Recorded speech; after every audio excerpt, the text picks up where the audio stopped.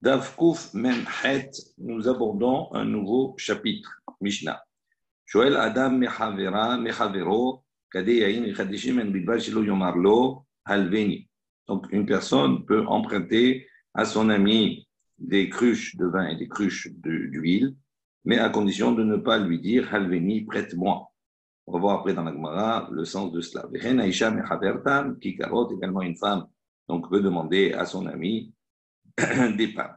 Ve'im eno ma'amino, donc si maintenant il n'a pas confiance en lui, maniar talito etzlo, il laisse donc son habit chez lui en tant que gage, ve'oseh imo cheshbon nechar Shabbat, et il fera le compte après Shabbat.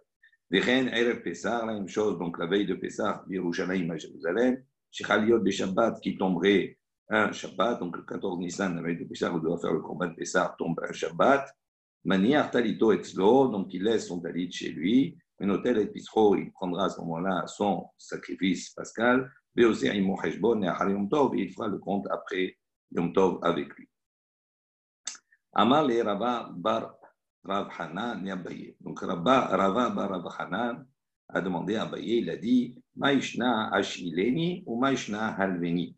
Donc quelle différence y a-t-il entre prête-moi et entre prête-moi? Il y a deux manières de demander un prêt, un sha'al ou si un halva'a, un prêt. Donc la différence est essentielle entre les deux Ashileni. On va voir que cela concerne un prêt sur une courte durée. D'accord, et cela ne nécessite pas effectivement qu'il y ait un écrit ou que la personne qui prête écrive le fait qu'il lui est prêté pour ne pas oublier, pour lui réclamer. Tandis que Halveni, la Shon Halva'a, c'est un prêt généralement de valeur, un prêt qui est sur un long terme. Et donc cela engendrerait maintenant d'écrire un écrit, de faire un écrit. Amar le, donc il lui répond Ashileni lohaten mirtav, lorsqu'on dit prête-moi avec cette expression-là, cela n'engendre pas le fait d'écrire. Halveni haten mirtav, tandis que quand on dit prête-moi de cette manière, cela engendre le fait d'écrire. Et donc c'est pour ça que dans la Mishnah, on a dit qu'un homme il peut emprunter à son ami, mais à condition qu'il ne dise pas Halveni, qu'il n'utilise pas cette expression-là, qui engendrerait, qui voudrait dire que la personne va devoir écrire pendant Shabbat ce qu'il fait. Veha qui va des bechol ziminin דבעי לממרלה, הלבני ואמרלה השאילני, ולא כפית עילבה, ואתן מכתב בשבת, נמי אתן מכתב. On pose la question, il dit, mais dans la semaine, Bechol, parfois il arrive qu'on utilise halveni, au lieu de dire halveni, il a dit ashileni. Et on voit qu'il n'y a pas de rigueur par rapport à cela, et que dans tous les cas, on écrit. Donc il dit, maintenant, Beshabbat, nami ateni mirtav, pour quelle raison on considérerait que de la même manière que dans la semaine, même s'il lui a dit à Shineni, il peut venir à écrire, il ne fait pas attention à cela. Si maintenant il a dit cela pendant Shabbat, pour quelle raison Shabbat il ne viendrait pas écrire? On pourrait avoir le même souci. Amalé lui a répondu, Beshabbat, qui vend des Ashileni, ou des Charou, les Rabanan, Halveni, lo Charoudé, Menakera, Milta, de la Hatene Mirta. Non, puisqu'on voit que Shabbat, les Chachamim ont autorisé cette expression Ashileni, cela sous-entend qu'ils ont autorisé, qu'ils parlent d'une autorisation, uniquement ce terme-là. Donc ça induit par cela que l'autre terme, Halveni, n'est pas autorisé par les Chachamim, et donc puisqu'il y a une différence entre les deux pour le Shabbat, il ne peut pas venir à écrire, il va se rappeler que écrire c'est interdit. Amal et Rava Barav Hanan et Abaye. Toujours Rava Barav Hanan a posé la question à Abaye, Mikede Amrou Rabbanan, Kol Milé de Yom Tov, Kama de Efshar Lishnuye Mashalinan. Et voilà, les Chachamim ont un principe, ils ont dit toutes choses que l'on peut faire d'une manière différente pendant Yom Tov, ben, il faut faire les choses d'une manière différente. Tout ce qu'on peut rajouter pour marquer la différence qu'il y a entre la semaine et le jour de Yom Tov, il faut le faire. Il dit maintenant ces femmes qui sont en train de puiser de l'eau, de remplir leurs cruches, il dit pour quelle raison elles ne changent pas la manière de remplir les cruches qu'elles ont dans la semaine. Et il répond Mishum de Laïfchar, parce qu'elles ne peuvent pas puiser, elles ne peuvent pas remplir leurs cruches d'une autre manière.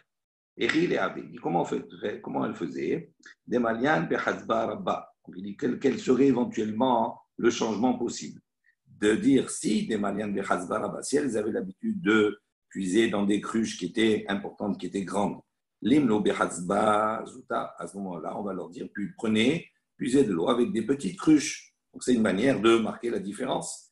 Il dit ha kamevashu beilucha. On ne peut pas dire comme ça. Pourquoi? Parce que le fait de changer la quantité d'eau des cruches, donc cela va induire plus de déplacement. Au lieu d'avoir des grandes cruches, on a des petites cruches. Donc ça signifie qu'elles vont se déplacer beaucoup plus. Et donc il va y avoir une fatigue inutile pendant Yom Tov. Donc ça ne serait pas permis. Des manianes, behazba zuta, limnu behazba barabba, kam efashu bemasoy. Il dit ici maintenant on va faire l'inverse. Si elles avaient l'habitude de puiser avec des petites cruches, et que là on va leur dire de puiser avec des grosses, et à ce moment-là, ça va être problématique. Il y a une fatigue également qui va s'installer. Pourquoi? Parce qu'effectivement, il y aura moins d'aller-retour, mais la charge est beaucoup plus importante, beaucoup plus grande. Si maintenant on va dire nifros, soudra, si maintenant on va dire au-dessus des cruches, à l'ouverture, elles devront faire quelque chose d'inhabituel, c'est-à-dire nifros, soudra, elles vont recouvrir ces cruches-là de soudra, d'un foulard, d'un vêtement. Alors il dit à ce moment-là, Atélidé Serita, il dit si maintenant le vêtement vient ce foulard vient se mouiller, elle peut arriver à faire srita, à presser le vêtement. Donc c'est interdit. Nichasia benirtema zinin demifsak veate lemiktere. Il dit alors qu'à recouvrir avec un couvercle en bois, d'accord, à ce moment-là il n'y a pas de problème de srita, de presser l'objet puisqu'il est en bois. Il est attaché à la cruche et donc c'est une manière différente de transporter ces cruches de la semaine.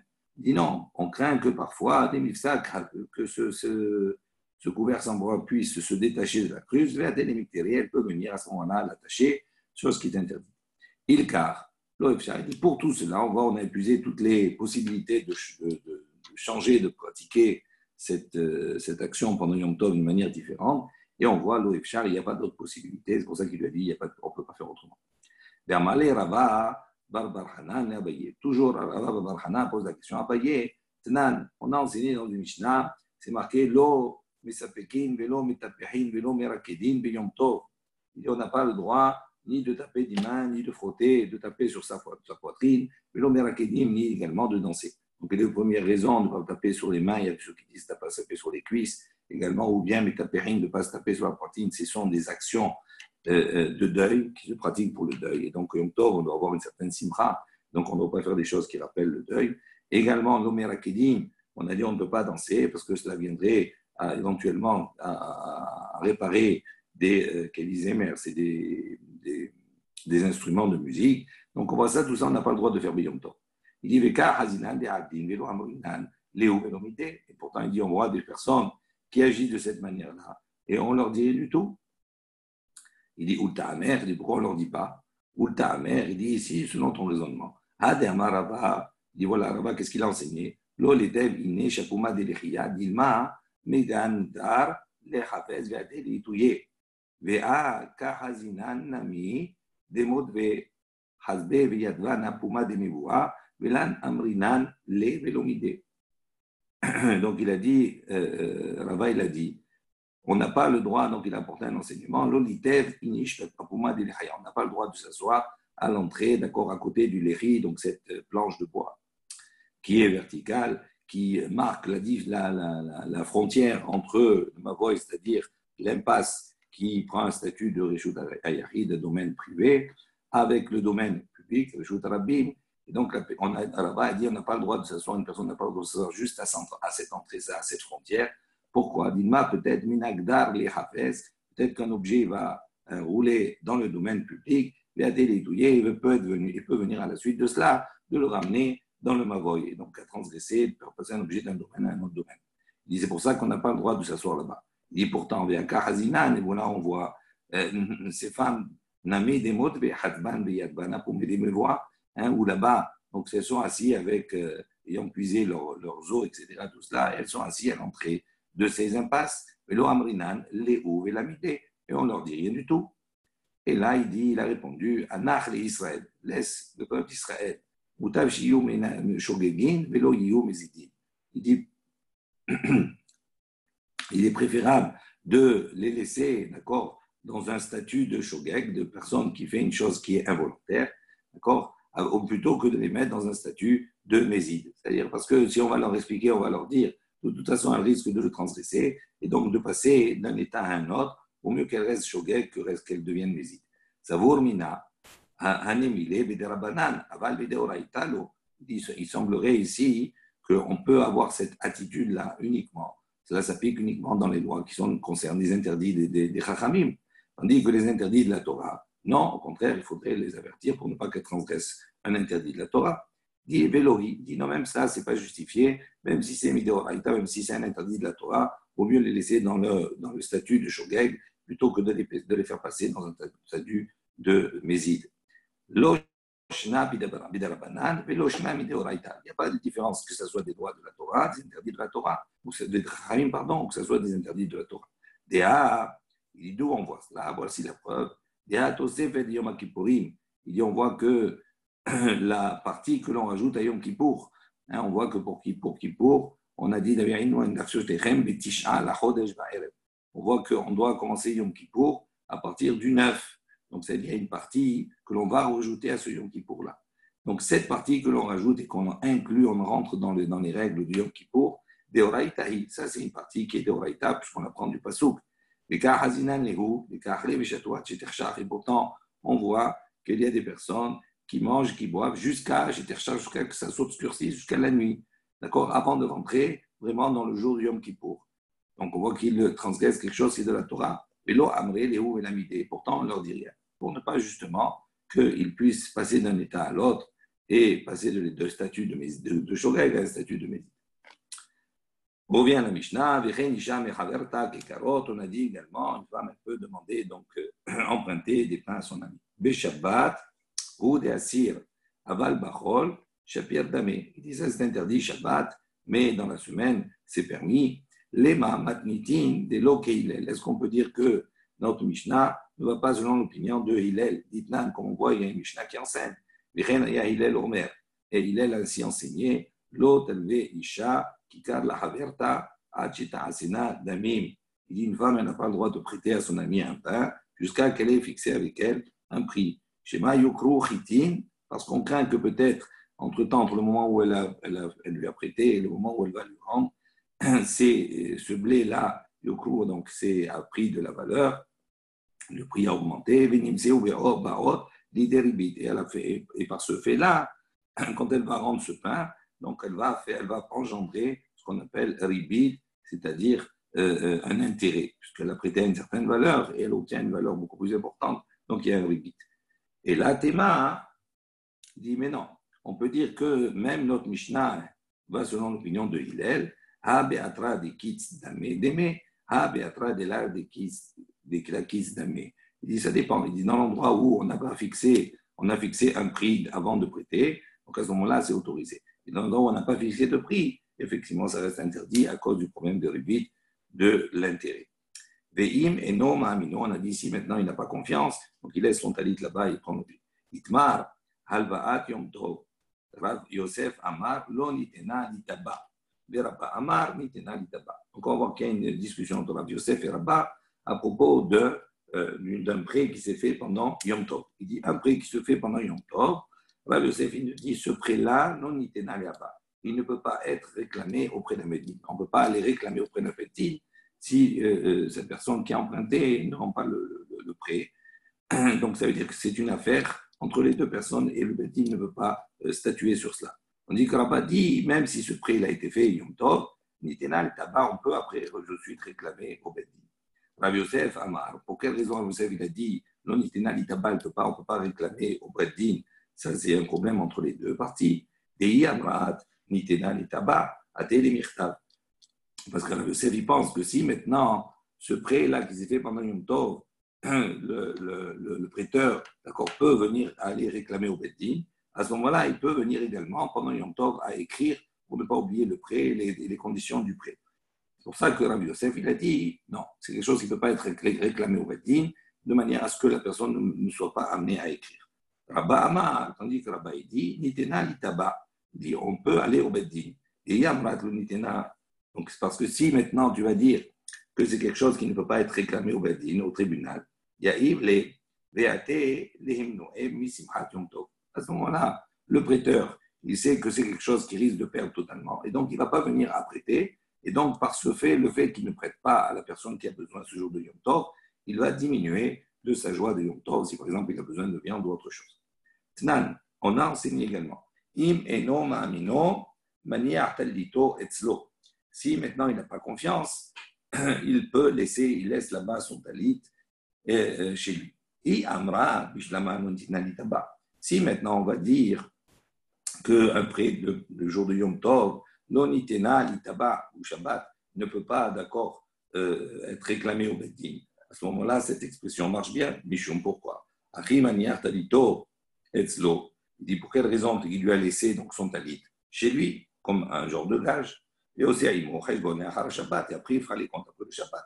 Donc, si c'était quelque chose qui était, au contraire, qui pouvait aller être plaidé au niveau du Beddin, du tribunal, il n'a pas besoin de laisser un gage. Donc, s'il a laissé un gage, ça prouve bien que c'est une affaire qui ne peut pas se présenter devant le Beddin.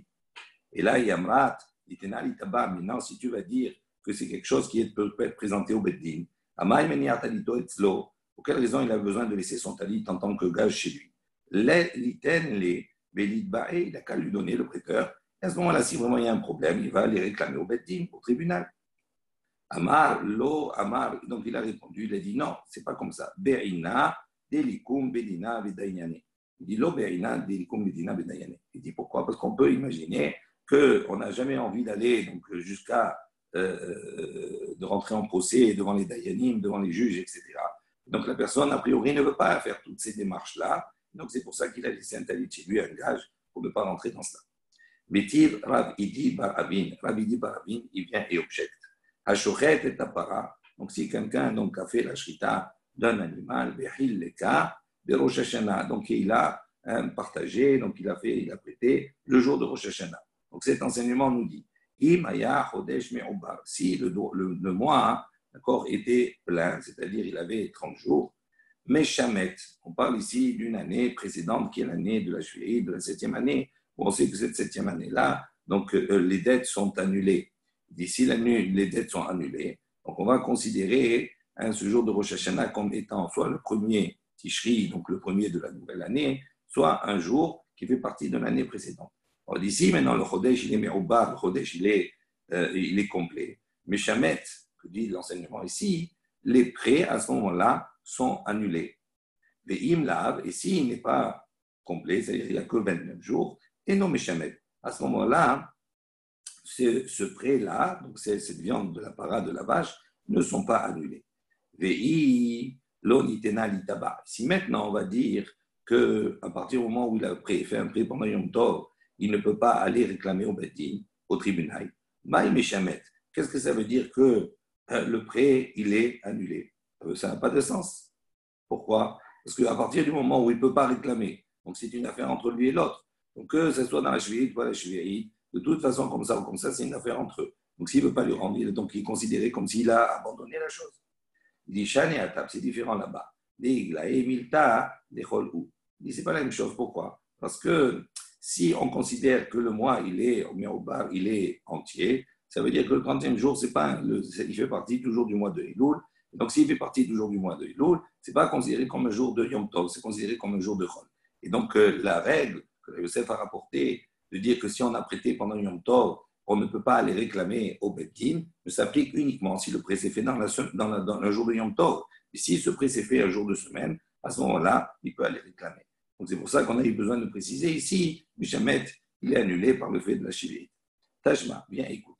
Misefa, on va voir maintenant la fin de l'enseignement. On a dit, Imlav et non Mishamet. Si maintenant, ce mois-là n'est pas entier, n'est pas complet, donc ça veut dire qu'on est vraiment en face d'un jour de Yom Tov, on a dit, et non Mishamet. À ce moment-là, il ne peut pas les réclamer, ses prêts ne sont pas annulés.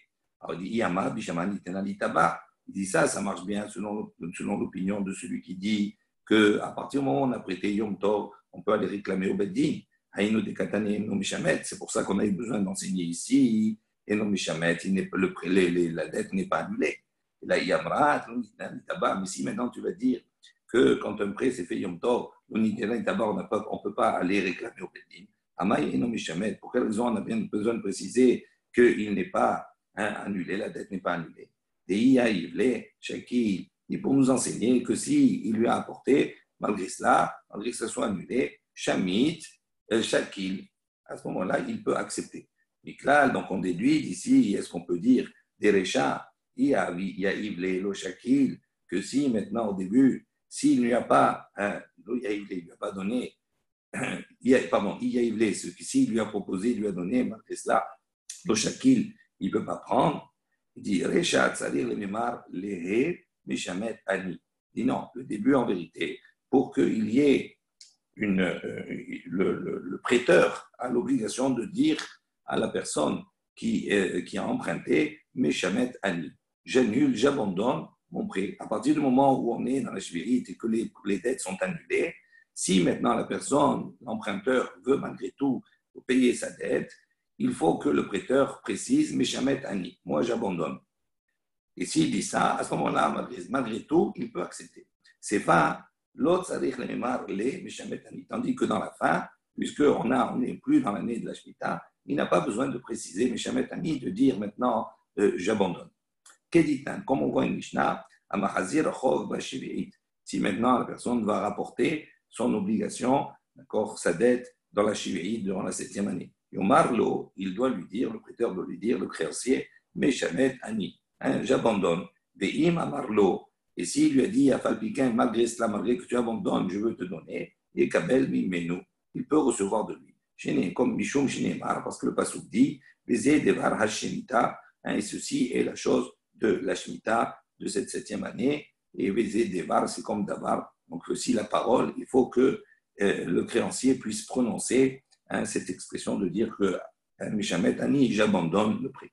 Rav Avia Shakil Mashkona. Donc, Rav Avia, qu'est-ce qu'il faisait pour cette 7e année? Mashkil, s'il prêtait, Mashkil Mashkona, il prenait un Mashkon, c'est-à-dire un gage. Rabba Baroula, Me'arim et Aroumé. Tandis que Rabba Baroula, lui, qu'est-ce qu'il faisait? Il faisait un subterfuge, de manière à prendre effectivement un mashkon et à prendre un objet qui est important en gage et de forcer quelque part le paiement par rapport à cela.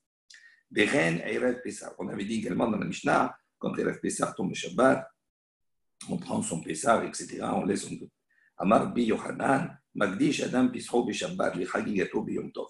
Donc Rabbi Yochanan, lui, il pense qu'une personne, Magdish, elle peut, d'accord, sanctifier, consacrer son Korban Pessah pendant Shabbat, si elle ne l'a pas fait, elle n'a pas eu le temps de faire avant, les Chagigato, ou bien son Korban Chagiga lié à la fête pendant Yom Tov.